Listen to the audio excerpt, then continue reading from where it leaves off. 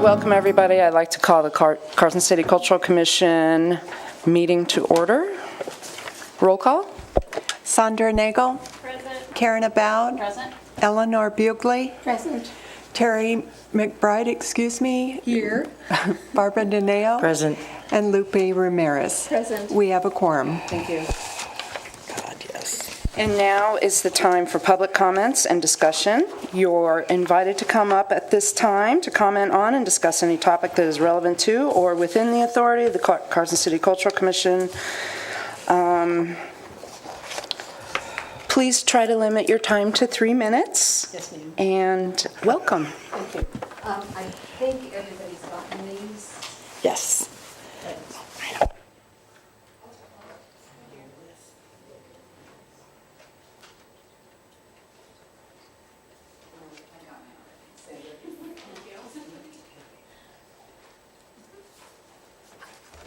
Thank you, Sharon Ross, Capital City Arts Initiative. We have our fall events coming up, and our Nevada Neighbors is alive and well. Our first talk is on Wednesday, September 20th, and it dovetails nicely, we think, with things that are going on in the city. Diane Kripe from Sacramento Metropolitan Arts Commission is going to come up and talk about the very successful public art program that they've had going on in Sacramento for a good while. Her title of her talk is Public Art, Creating a Sense of Place. So I hope you can come and talk to her and ask her questions and look at the slides she's going to show you and listen to what she says about how the process has worked in Sacramento. So I'm delighted that she's coming. There's a post up on our website with more information about her than I'm giving you right now. In October, Michelle Quinn will be here from Las Vegas. She was co-curator of Tilting the Basin that Nevada Museum of Art did, and she's going to be talking about stuff in Vegas, everything that's going on down there. Suzanne Forrest, and her talk dovetails with our fall show by Suzanne Forestieri, who is from Las Vegas, and unfortunately, due to health issues, Suzanne can't come, but her artwork is coming. So we're really sad that Suzanne can't come.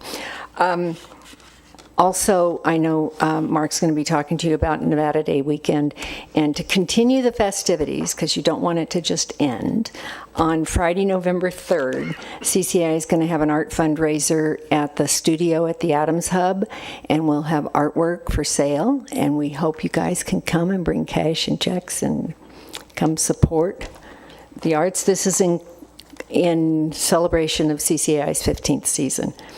So that's sort of exciting. And if you want to check out our new updated website, go take a look. Thank you. Any questions?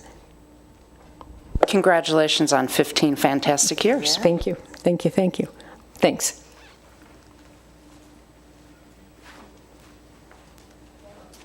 Thank you. My name is Rochelle Resnick, and I'm representing Proscenium Players tonight.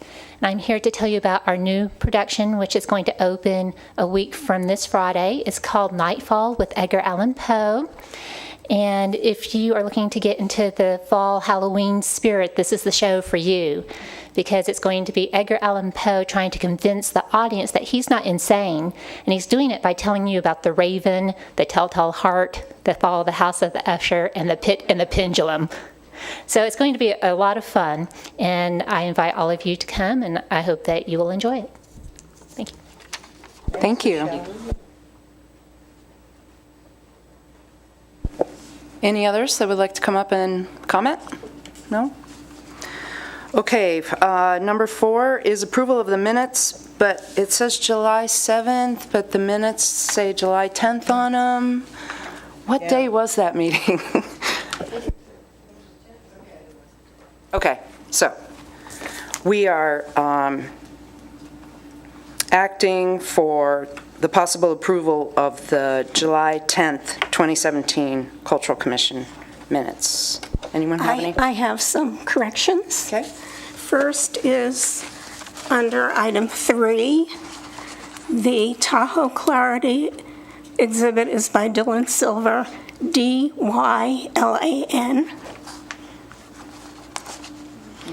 And in the following paragraph, the Entrepreneur event is ARTREPRENEUR.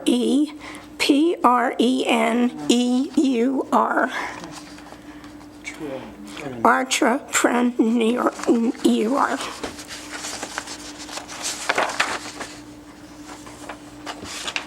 And under item 6, I just think in the first sentence, it should say on a Nevada Day parade float, because the way it reads, looks like there's only one float in the parade. And then under item 8, instead of arts and cultural institutes, to say organizations. I think there's a difference. Maybe it's not important. Where was the second recommendation? It's under item 8. Nevada was one of the 20 states that participated. This was for only nonprofit arts and cultural institutes. She's proposing a change. Changed to organization.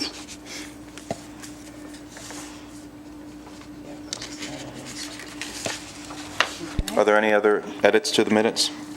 Or is the content sufficient? I just wanted to know if people thought the sentence was clear on page 3, halfway down the first paragraph, about the NAC jackpot grant would be eligible.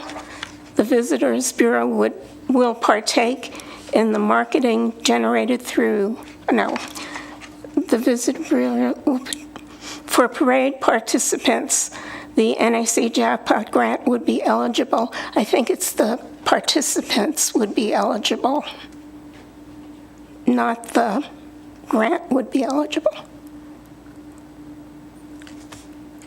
I can make that edit. I can make that edit.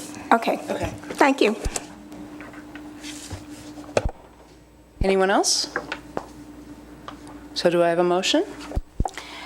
I move to approve the minutes of July 10th, 2017 board meeting with the corrections as presented. Second. All those in favor? Aye. All opposed? Motion passes. Thank you.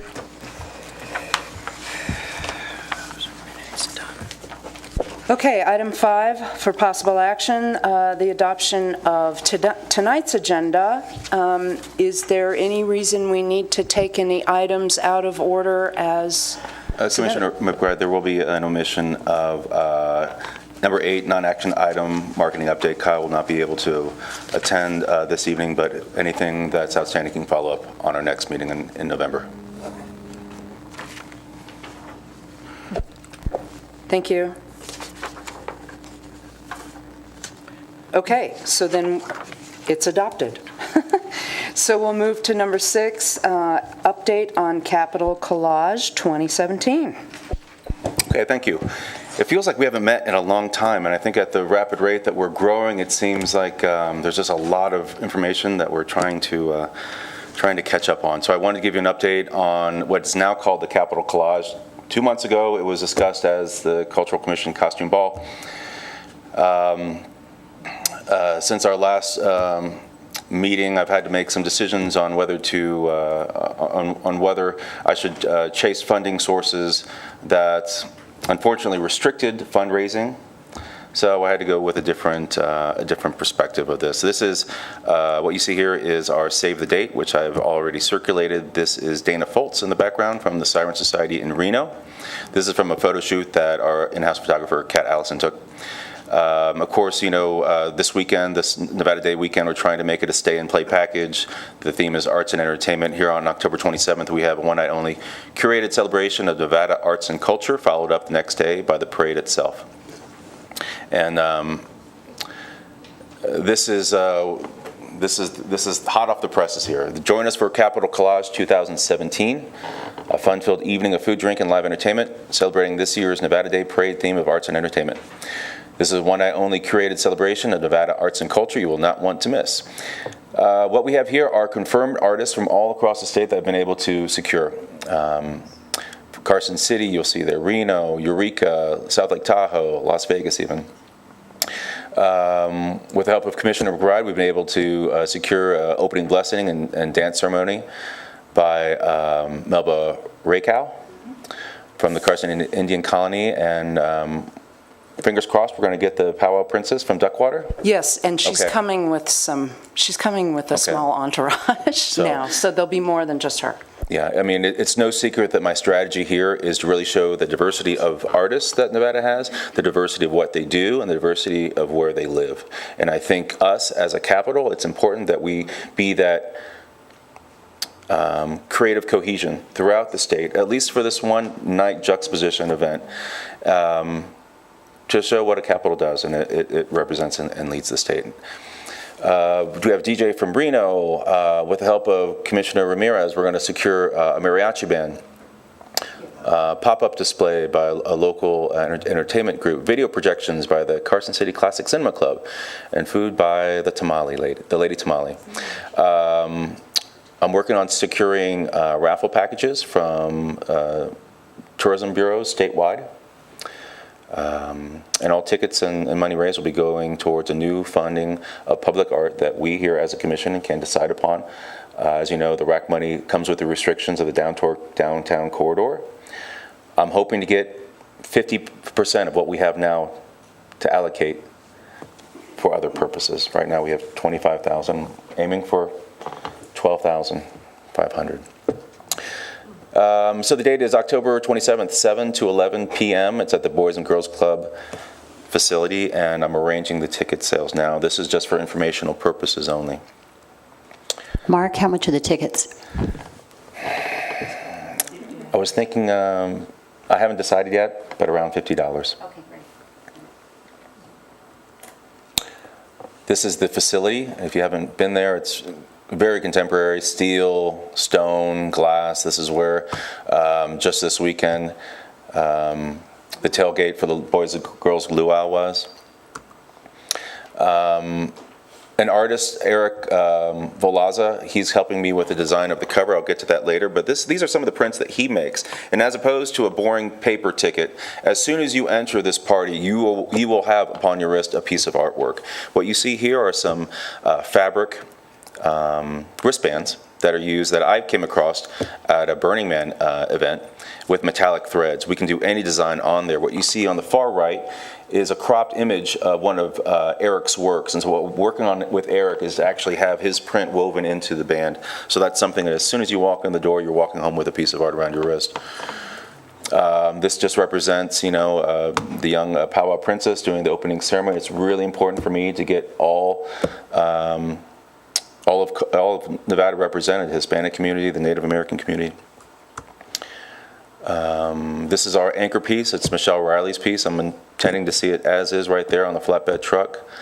I've secured fire breathers and stilters from Controlled Burn in Reno. They'll be doing choreographed work. This is an aerial view. We have the entire space, including the mezzanine. And what a great way to celebrate how big the space is than to have Heather Foltz from the Siren Society hanging from our ceiling. And so there she is. I don't know where in the world she is, but I wouldn't want to be her. Clearly she has no fear of heights, and she's a very creative person. I came across her at a fashion event in Reno just earlier this year and chased her and her sister down to find out who they were, because I knew that somewhere along the lines we had to bring them here to Carson. And actually they're from Carson originally, right? Yeah, both of them worked for me all through their high school years into college. Sorry. Was there a question? Okay. Justin Favela, an artist who celebrates his Hispanic ethnicity by creating these outrageous piñatas, is going to be doing a commission. He's really absorbed with Sesame Street. So he asked me, he said, can I make some of the alien Martians from Sesame Street as piñatas? I said, Justin, go for it. So there they are on the left. He's going to be making 3 of those. And I said, Justin, we're gonna break your artwork. He said, that's never been done before. He said, but he was pretty excited. So my idea is that we'll put a coin in there or something, and whoever gets those coins will get some of these prints from our Great Basin Native Artist Show. And this is Topa Spoon Hunter.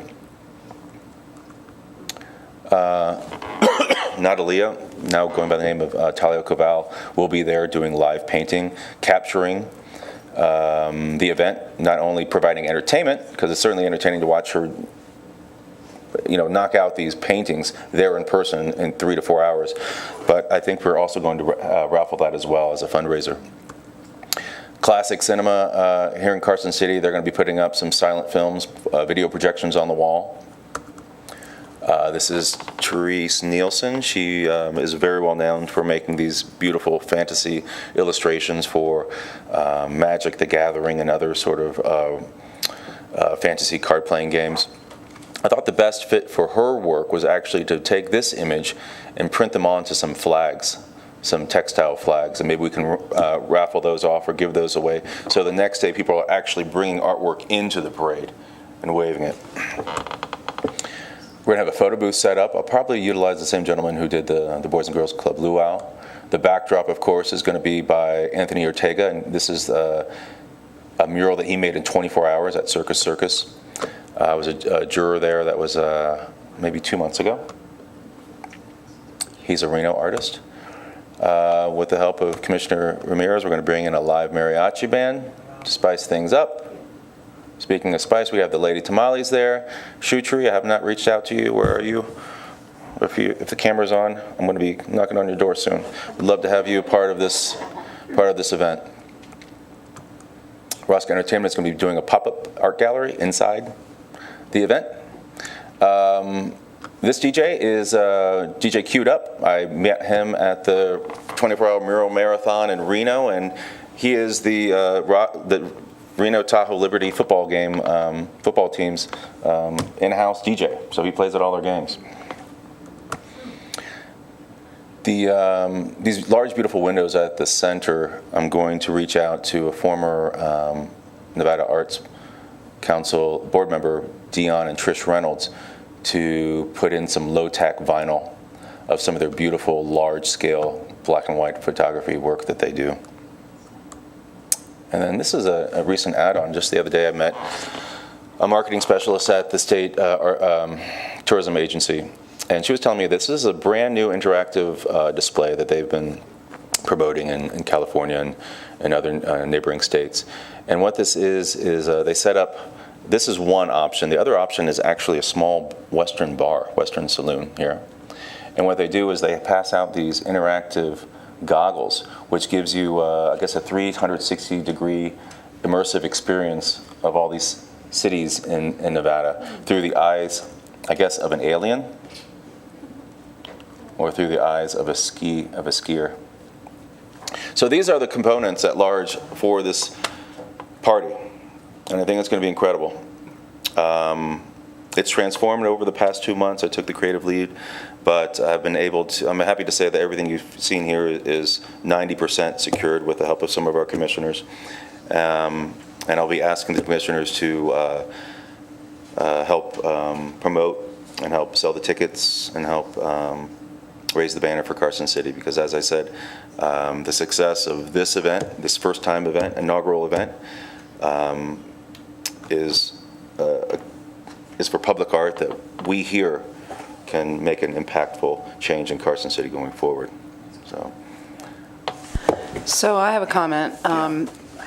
I think that you're wise to keep the ticket price reasonable for this first inaugural one, so then we can hook people in, and they will have such a fabulous time. They will pay whatever the next time. And do you need us to volunteer for things right now? Because we're not going to have another meeting before that event. On a later action item, I'm going to be proposing a date that some of us would convene, and maybe that would be an opportunity to do that. I also apologize. I just wanted to introduce this as late material, and what we just saw on the screen is followable. You can follow on a piece of paper there at the front door. Mark, the attire for this event? Costumes are going to be encouraged. Originally it was going to be a costume ball. I didn't want to scare people away. I already have my costume picked out. Of course, it's Halloween is nearby, and what a better way to show your creativity than show up in some type of festive outfit.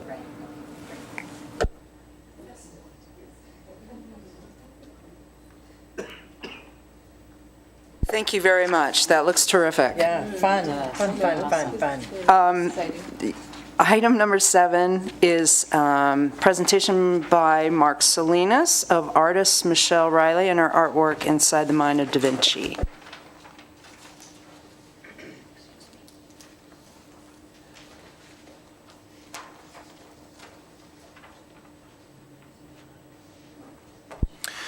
Thank you.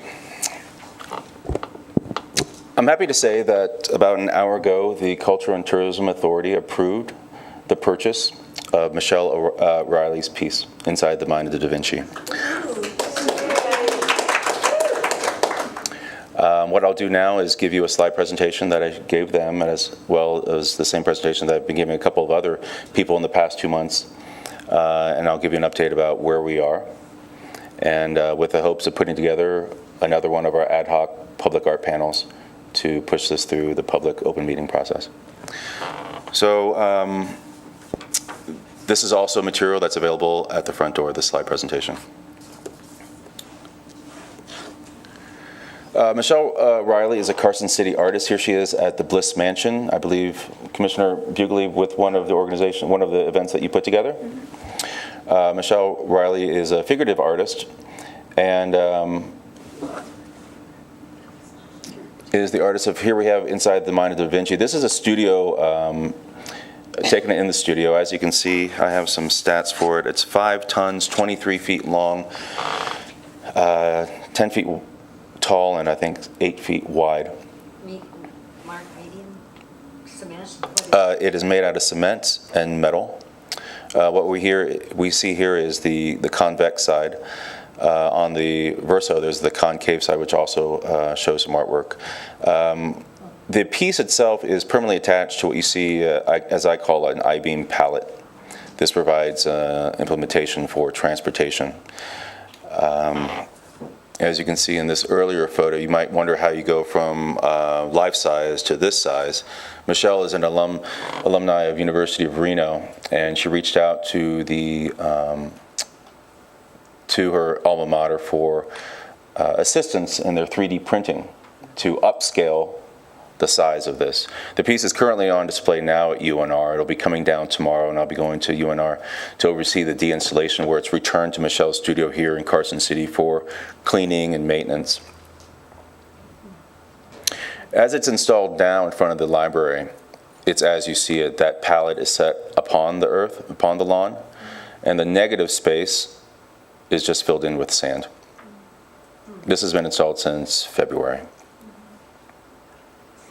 On the flip side are reliefs of Leonardo da Vinci's etchings, writings, and other drawings. The pole that you see here will be painted to match the backside brown, and I think it's also a structure that we could probably mount signage to.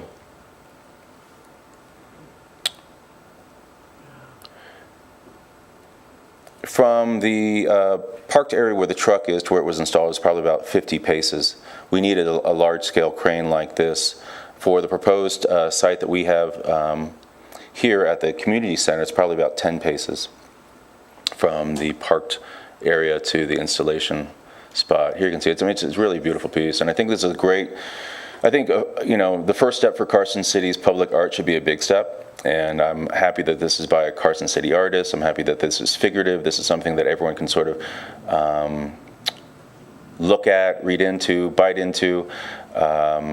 It's a strategic placement here at the community center. Michelle made this piece to be a beacon of problem solving and creative thinking. And I think a lot of problems are solved creatively here in this room on a daily basis. It's placed, across the street from the library, which is the hub for education. And I've spoken to the director of the library, and we're going to be working eagerly towards producing STEAM days and STEM days and Da Vinci days based upon this piece's placement here. It's withstood the rigors of Burning Man and withstood the rigors of this last winter of ours.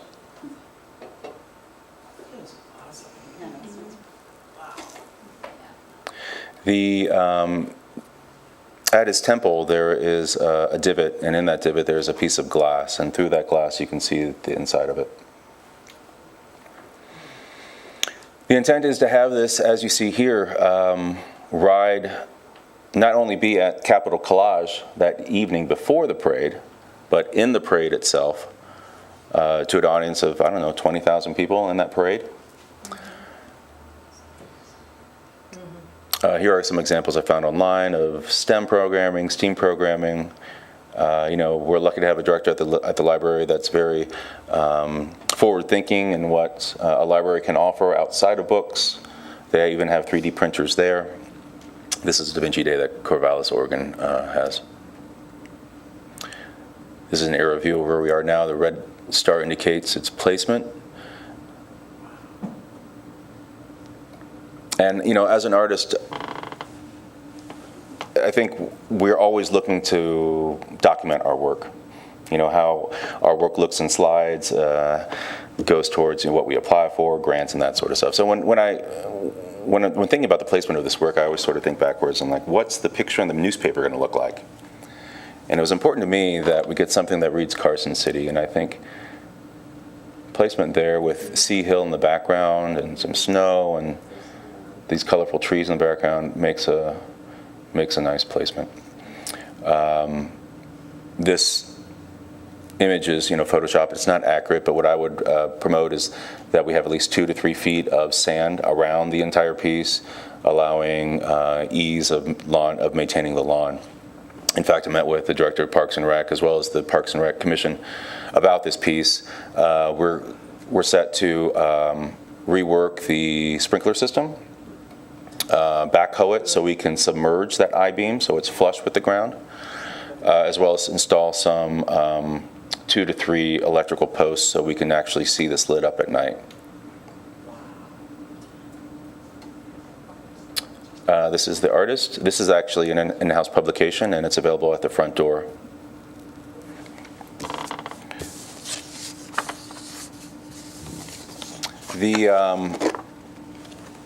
My request today is to put together a public art panel of 3 commissioners to convene,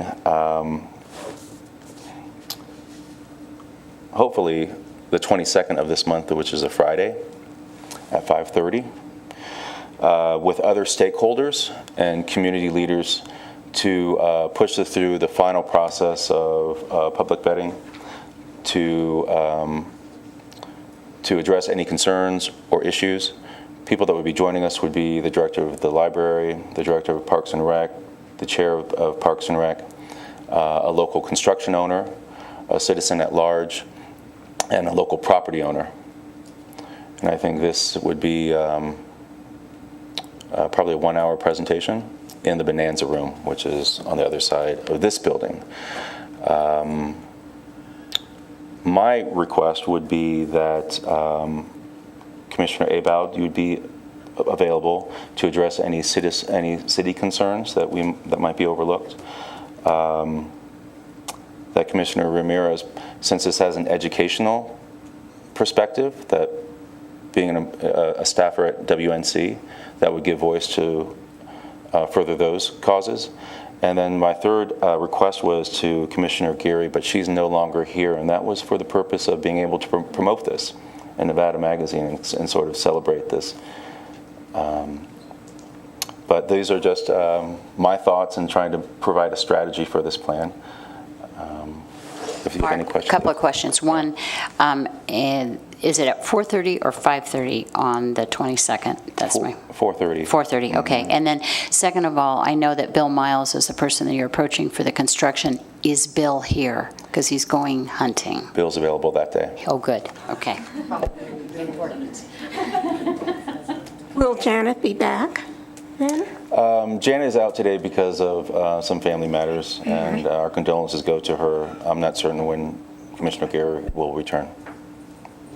Well, so would another commissioner like to step up and serve on that?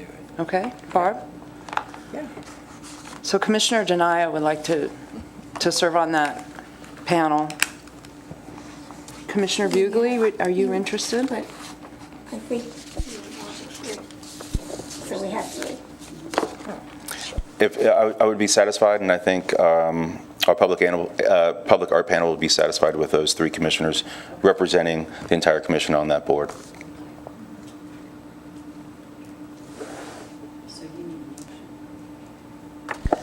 So I've included the staff report in your envelopes for right. motion. So we need a motion to approve the selection of Commissioner Abowd, Commissioner Ramirez, and Commissioner Dineo to serve as representatives of the Carson City Cultural Commission as a public arts panel. Does somebody want to do that motion for me?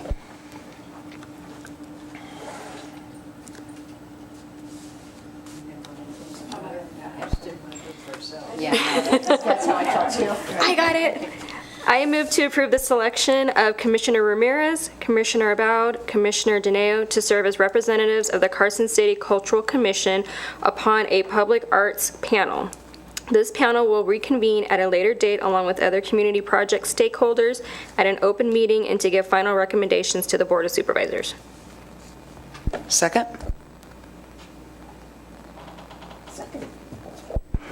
All those in favor? Aye. Any opposed? No? Thank you. Motion passes. Thank you very much. I'm really excited for this, and I think this is a fantastic step for Carson City. We're going to have this, installed in time right after, the Nevada Day weekend, and I think we're going to have a fall full of arts and culture here in Carson City that we can be proud of.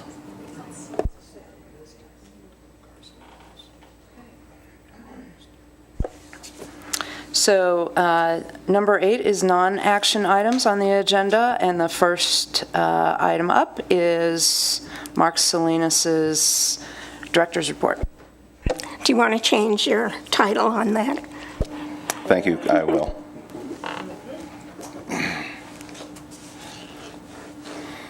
Okay, so a lot to catch up on. As I said earlier, we've been very busy.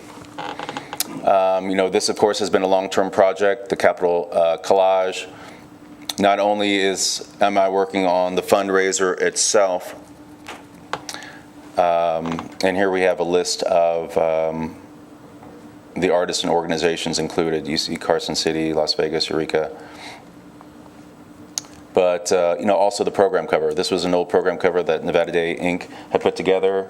I thought it was important that because of the theme that we actually see the hand of the artist, we get them involved in it, not only locally but statewide. This was my draft proposal.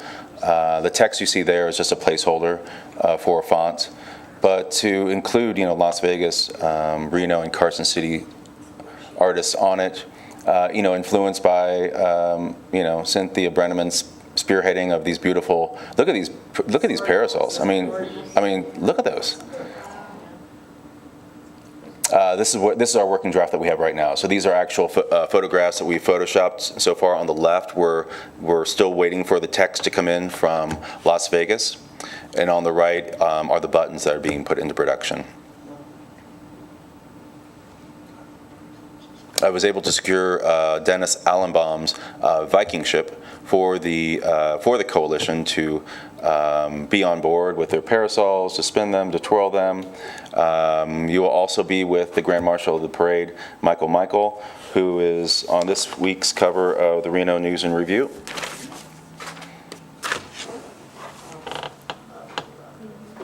Artistic bike rack update. All 5 artists have received their contract. We've had a countersigned returned to them. All 5 artists have visited their location so they can do their own site survey. No 2 people read a tape measure alike, so they can go out there, take their measurements, take their photographs, meet with Public Works. They've been put in touch with the sponsors themselves, and one of our artists is working quickly, and she's already sent me an approved design. And the onus is now upon me to reach out to our fabricator in Mound House and get this going. Oh, also, some of the sponsors who opted for a bronze plaque in lieu of a bike rack, I have those on my desk, and we're going to be coordinating the installation of those with Public Works too. July 14th, boy, we're really turning back time here. So I was asked to be a juror at the Circus 24-hour mural marathon. And this is a fantastic opportunity for artists to get out there, show their grit. Lots of different styles here. And these artists are working on scissor lifts, on scaffolding. They have 24 hours to make something. Here's the winner, Anthony Ortega. That's Cindy Carano on the far left. She's the vice chair of the Nevada Department of Tourism and the marketing manager of the hotel. Anthony won $2,000, and I was speaking to Cindy about having Carson City, in some manner, help with the prize award or the prize package or the prize money. She, of course, wants to attract new talent and the best talent. And what way to do that other than making a better prize?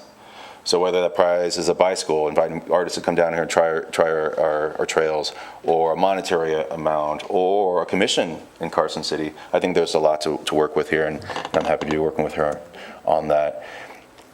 I didn't know there was 45 people here at Washoe Valley Garden Club who love art, which is definitely shown by this banner that they made for me when I walked in the door. And they took the liberty of changing my title to Arts and Culture Coordinator of Carson City and Washoe. So I'm absolutely honored. Absolutely honored. And if you haven't attended one of their meetings, or if you don't know about them, make sure you go out of your way to do that, because they're extremely kind and educated and very supportive in the arts. You might recall the International Film Festival is one of our re-grant award winners this year, and I met with them. They were putting together. They want to put together a Spanish-speaking film, a Hispanic film, and I thought this was a great timing, because here at the CTA we are working with Commissioner Ramirez on getting some of our events over Spanish radio in Spanish to reach out to that 25% of our population. A fellow NAC board member, Rari Valdez, and City Manager Nick Morano and I have been working on this show. It's called Take Me Home, Huey. This is a show that board member Valdez is putting together, co-sponsoring. It's going to be opening up in Reno at the museum. It's a Huey helicopter, an original one from Vietnam, that's been refurbished and decorated. This will be at the museum over the weekend. And then via motorcade will be brought here to the community center on October 1st. And we'll be screening the documentary that goes along with this movie. It's pretty incredible, and I'll have more information on that later. Real Mondays. So the Adams Hub and the Boys and Girls Club have a summer program of entrepreneurs, and they wanted to be exposed to 5 pillars of Carson City. One of them was arts and culture. So I took them on a tour of the murals that we had, challenging them. There we have Abner Rivera, who was here, I think, last month, challenging them to come up with the next mural. You know, certainly when you want to start a collection, you want the same thing over and over again. And I charged them with coming up with a new location, a new idea. And so on August 9th, they invited me over and they gave me their PowerPoint presentation. This is a photo shoot that we did in making the cover. Steve Hardy in Gardnerville has an incredible arts residency program that he just started. And this is at the foot of, almost at the foot of Job's Peak. And he brings in these artists, and I'm going to be working with Steve on trying to get these artists here to Carson City, or trying to get us via tour bus to go down and see these artists. I was honored to be on the Nevada Arts Council's ED search back in August. Of course, now we know who that the new executive director is. It's Tony Manfredi. If you're unfamiliar with him, he worked at KNPB in Reno. Tony has a... Do you know Tony? Yeah, so today is Tony's first day. August 17th. Tahoe Public Art reached out to me wanting to do some placemaking of artwork in and around Tahoe Lake. And of course we have a little bit of land there on the lake, and so we're going to be working with her to sort of make that happen. This is a piece, boy, I can't remember the town. North Lake? Around North Lake? And this is a piece that Kate Raudenbush created. She's the same artist who has a large piece outside of the Nevada Museum of Art. There we are with Crimson, one of the founders, and Maria Partridge, the cultural commissioner in Reno. On August 25th, Commissioner Ramirez invited the CTA to do a presentation to about 120, 125 students, freshman students and their parents, Hispanic families, welcoming them to Carson City, getting them involved in not only arts and culture, but everything that we do, you know, on events, and, you know, again, tying that into translation and, you know, different marketing aspects. We've had quite a few phone calls from, I think, about half dozen students interested in intern opportunities with our office.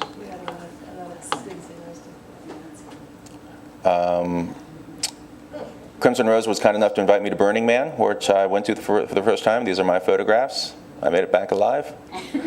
And, you know, it's a great opportunity to, for this city slicker to be out there in the desert, but also to, you know, keep these working relationships of artists and our colleagues in Reno and our colleagues all throughout the state in motion. And of course, Michelle Riley was out there as well. And she told me that the pieces she had on display, a bust of Maya Angelou, I think she already had 4 interested parties in buying editions of that piece.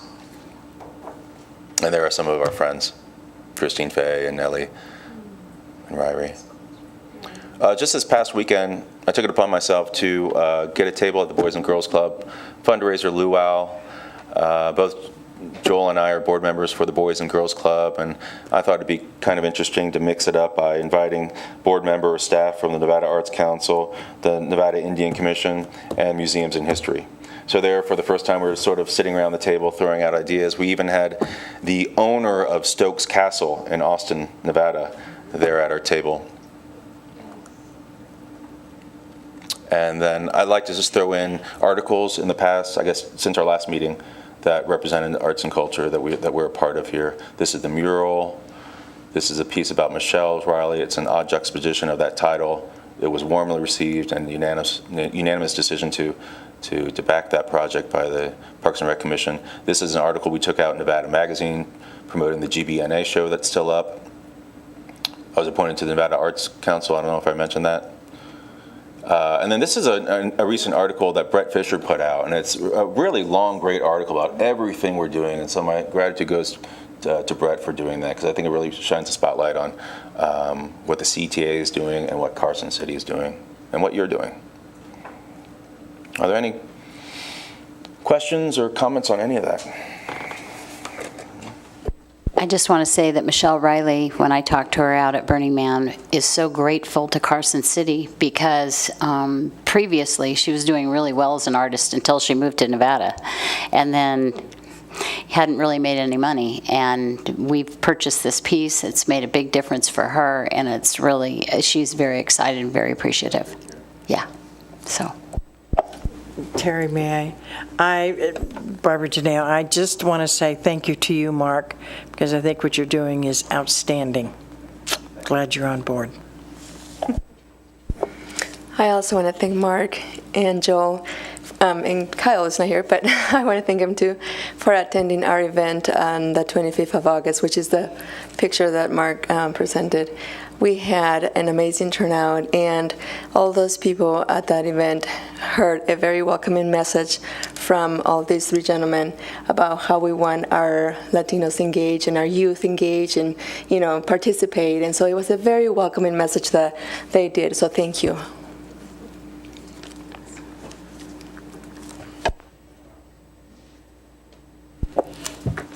Thumbs up. Thank you. We're now down to C, the municipal code revision update. Okay, so I'll cover this in Iris's absence, but the update is just that Iris's focus has certainly been on that of the policies and procedures.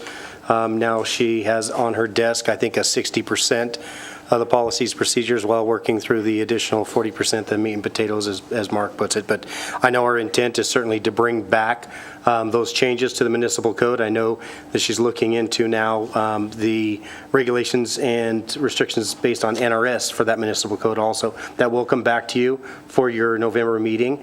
And I think later we'll talk about some timing of that November meeting. So it'll come back as another update in 2 months.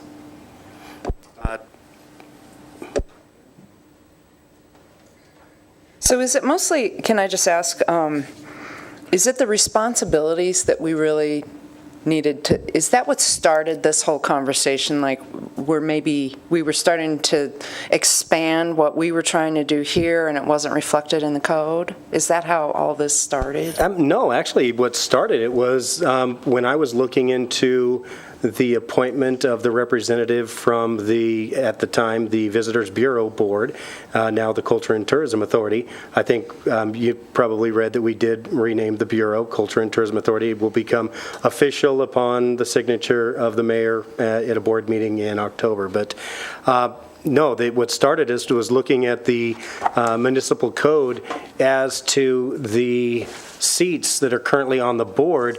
We have made the assumption that we automatically had a seat on the board, and that person would not have to go through the vetting process of going in front of the Board of Supervisors for approval.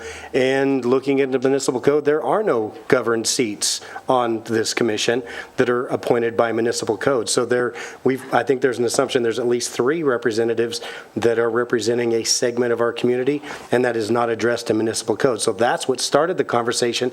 And then having the opportunity to go back then and address that in municipal code gave us the opportunity to say, okay, where are we now, years later, and how are we representing the community for the commission? So we're going to do a complete refold. And as we mentioned, all it's going to do is January, we will have certain positions that will reapply for a 2-year appointment. Some will just be a 1-year appointment, so we can start that alternating process with the board members. That'll come back, and the first time that we will have to take action will be in January to go in front of the Board of Supervisors collectively as a commission. Okay. So are you changing the tenures to 2 years instead of 3 years? I can speak to that, Joel. Yeah.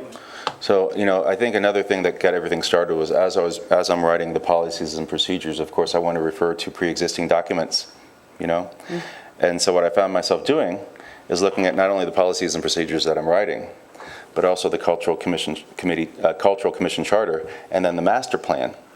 And the language is different. Some elements of the master plan actually charge the commissioners with my paid job, you know? And so it's really, you know. Didn't exist at that time. Yeah, exactly. And, you know, next year marks the 10th anniversary of the Cultural Commission, but that charter hasn't been updated either. So, you know, I find myself as, you know, trying to prioritize which document really needs attention first, but making sure that they, in the end, that they're all in sync with each other, speaking to each other. Yeah. So to answer that specific question, that hasn't yet, not even been approached yet. And I'm sure it'll just stay consistent with all of the revisions. I think the other thing that came to light was all of the advisory commissions that report to the Board of Supervisors, with the exception of this commission, had already gone through this same rewriting for the municipal code. So I'm sure that it'll just mirror that appointment schedule of the other commissions. So once again, we'll bring that back to you at your next meeting. Thank you, Joel. And I guess you can just go ahead and jump right into the Visitors Bureau / Cultural Tourism Authorities report. You bet. And you will see that change coming where everything will be referred to as the CTA or the Culture and Tourism Authority.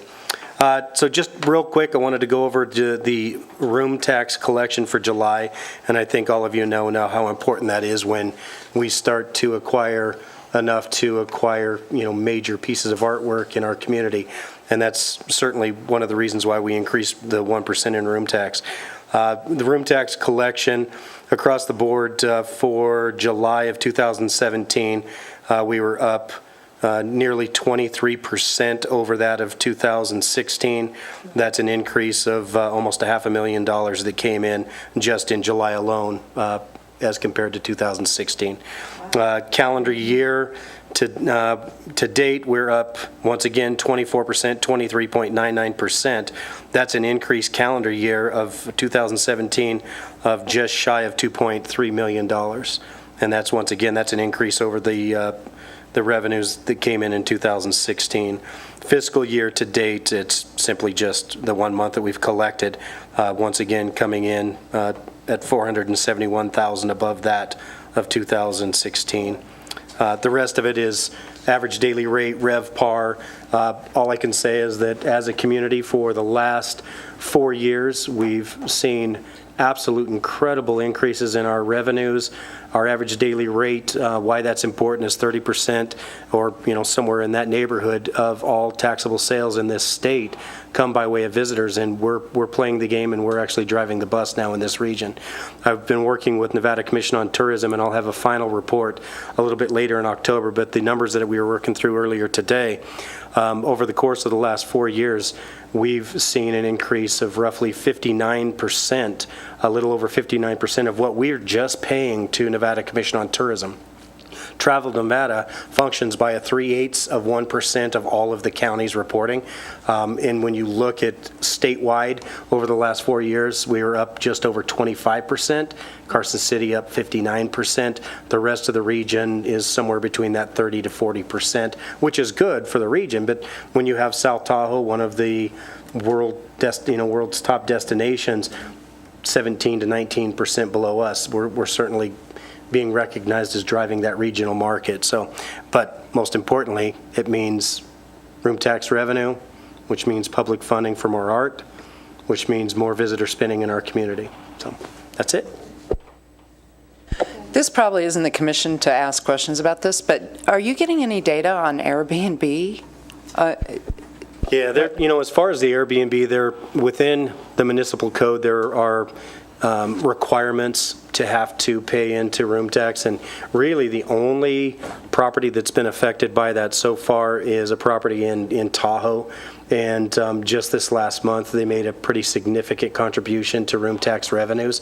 But I do track how many Airbnbs are being used in our community, and we really aren't seeing that much of an impact. In reality, when you look at the comparison to Carson City to the rest of the counties, there are some counties that we certainly should be above above in our room tax revenues. Where we're lacking is the majority of the other counties do tax their 28-day plus their extended stay. So you can see counties like, like Winnemucca, Humboldt County, where they're driving some additional room revenues above us. They don't have as many rooms. They certainly don't have the same average daily rate, but they're charging for all of those extended stays, and we're not. So, that could be anywhere to up to $400,000 a year that we're not collecting. So that's maybe something that we'll need to look at in the future. Certainly need to find a way to try to fund some of the improvements in those blighted properties, and that may just simply, become having the industry standard of collecting some of that room tax. I don't know, and the problem is, I think we've talked about this as a community, we're addressing the properties and the owners first and not the residents that live there, and that's really taxing the residents that live there. So, but no, I don't see much impact on the VRBs, the Airbnbs, the VRBOs, all of that in our community. Certainly they see a pretty measured impact in Tahoe, not so much in Washoe County. Okay.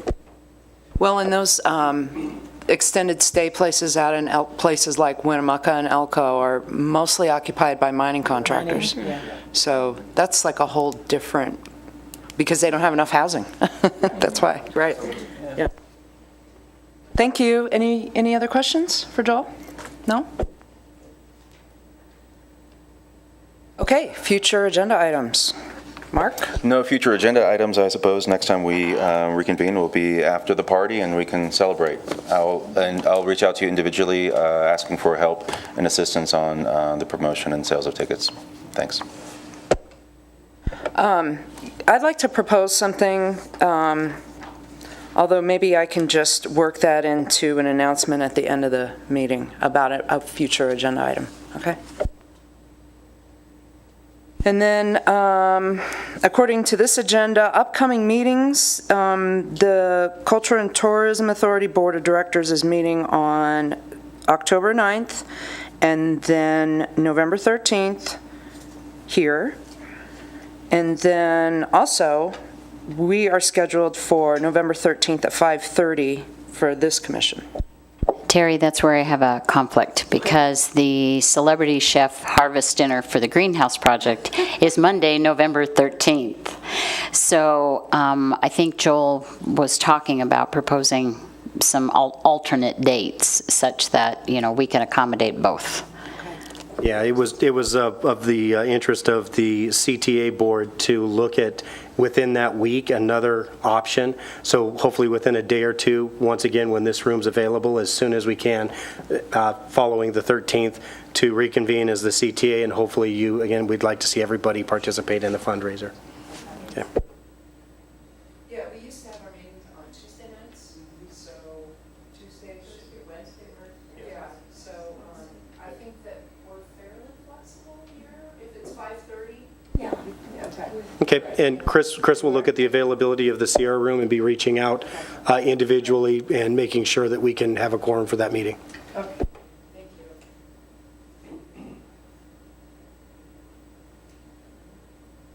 you. Okay, so we're back at public comments and discussion. We ask that you try to limit your comments to 3 minutes, and you're invited to come up and comment on and discuss any topic that is relevant to or within the authority of the Carson City Cultural Commission. I was going to say, can commissioners ask for a report from someone in the audience? Like the Brewery Arts Center and what's going on over there? That's pretty exciting. Thank you, Gina Hill, the Brewery Arts Center. I actually have packets prepared for each of you to give you an update on the Levidan concert series, which ended last Saturday 2nd, if I can hand them out.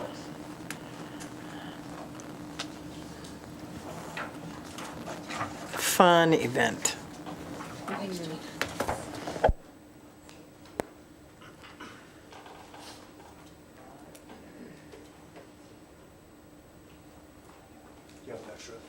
I just have one more extra. Okay, I'll take it. Because you only have 3. I just wanted to give that to you. You can look that over. This is the final packet that I've sent to Levitt Foundation for their review. Since you generously gave me $6,500 for this event, I wanted to give it to you as well. It tells all the numbers, our budget. It was well over $100,000, and every penny was spent on that concert. It was a huge success. I felt like we accomplished our goals of creating community and really creating a placemaking opportunity for the arts in Carson City. If you, kind of a fun little thing, if you go to your back page, it has two photos. The first is the crowd at Big Bad Voodoo Daddy. As you can see, that's only one aspect of the crowd. And the second is a drone shot of the Young Dubliners. So we maintained our large attendance numbers throughout the series, and we are very, very happy with the outcome. Coming off of that, as to not make that the only extension of a human connection that we extend to everyday life, we started Wheeled Food Wednesday, and we have all the food trucks come out. We create a long dining table, and we have buskers and other artists around, and we all eat together. We break bread.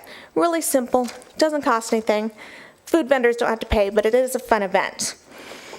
But I only have 3 minutes, so I'm going to keep going. This week we start outreach at Mark Twain, and then next week at Empire Elementary School we provide after-school art classes for them.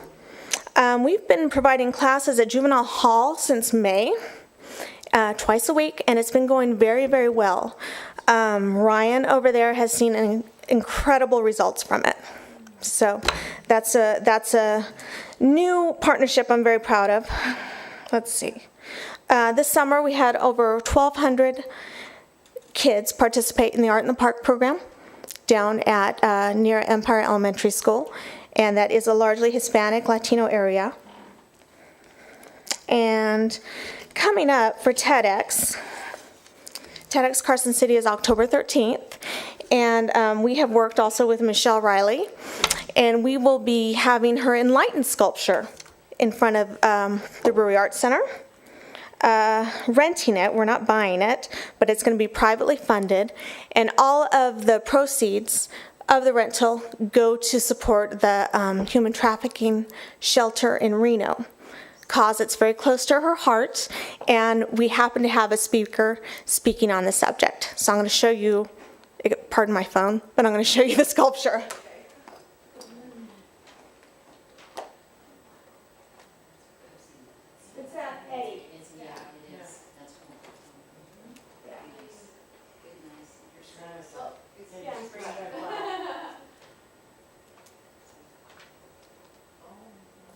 So the one at the Eddy is a 12-foot, we're getting the 7-foot version. So I've implored 4 different people to pay $50 a month to let it live there for 6 months. And it'll be in place of the sculpture from Timeless Sculptures that we've had there since February. So we also have a new mural. If you haven't seen it, please come on by Bryce Chisholm. And Bryce will be one of several artists having work in our new cafe that we are opening. It's going to be a coffee chocolate bar. We were supposed to open in September. Now it looks like October. but we're hoping to get that done at least before TEDx. And lastly, I hope to have this maybe at a future meeting as an agenda item. I would strongly encourage this committee to reconsider and re-examine the cap you've placed on funding for special events in Carson City. It used to not have a limit. Now it's a $5,000 limit. And it was supposed to be for public art, I believe, the extra money, but there are lots of opportunities, it sounds like, going for other public art. And this is our only funding we get from Carson City. So I have verified over 100 different zip codes that came to our concerts over those 10 weeks, all the way from Australia, Florida, Montana, all over. I have them verified. So I would just strongly ask you to consider allowing us more funding. Thank you. Thank you, Gina.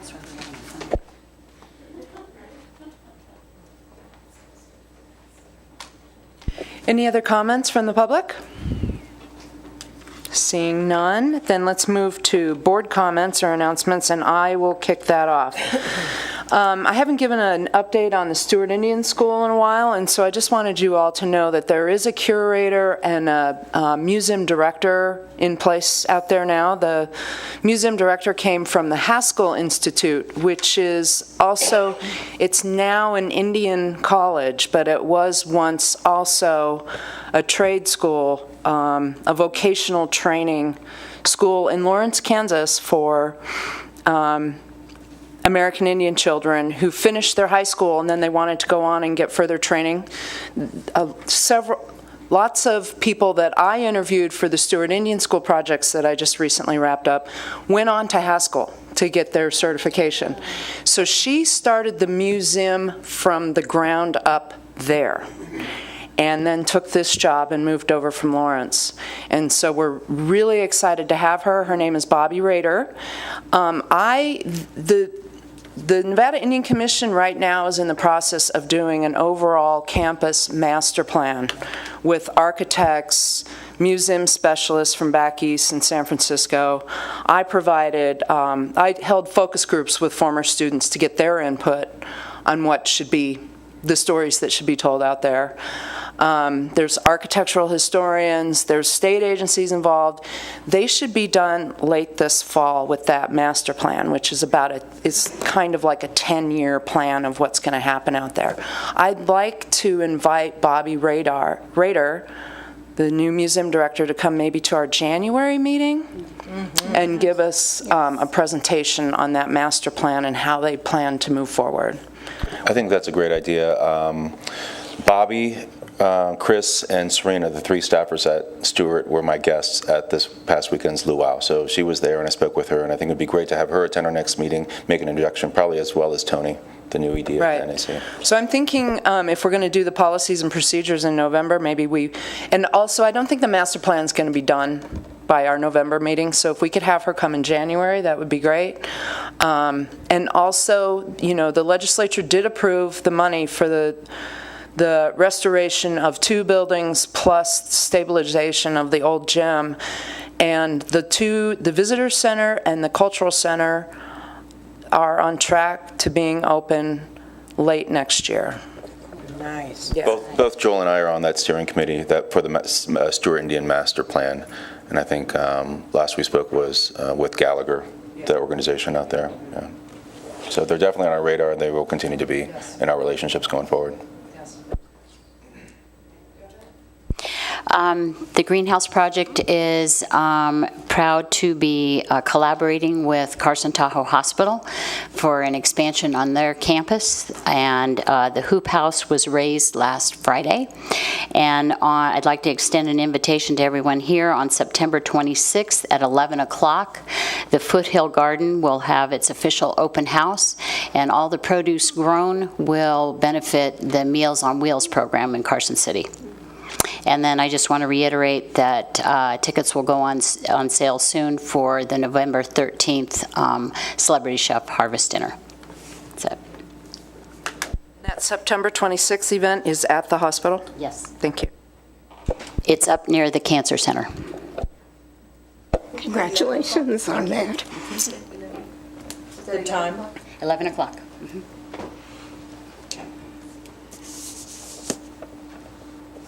Any other commissioners? Yeah, I'll do a quick report for Mile High Jazz Band Association. We had the Jazz and Beyond Festival for 18 days. We listed 60 performances, art and music performances in our program. 27 of them were paid for through our grants and fundraising efforts. We had over 5,000 people attending, and also they were from all over the world. So I think it was a success.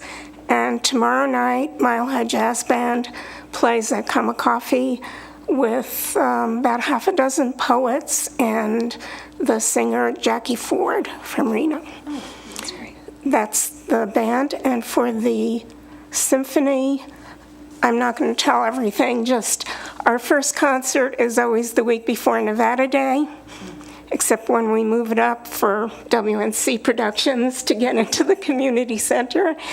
And it's going to be on October 22nd.